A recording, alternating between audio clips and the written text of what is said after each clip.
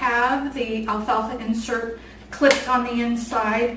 I do use it with both blends because both of them have the mustard seed and the red clover, which is a very small seed, so that makes sure that the seed doesn't rinse out through the bottom, through the holes on the bottom. Okay, so let's go ahead and measure. Now I'm going to do about 1/4 of a cup here.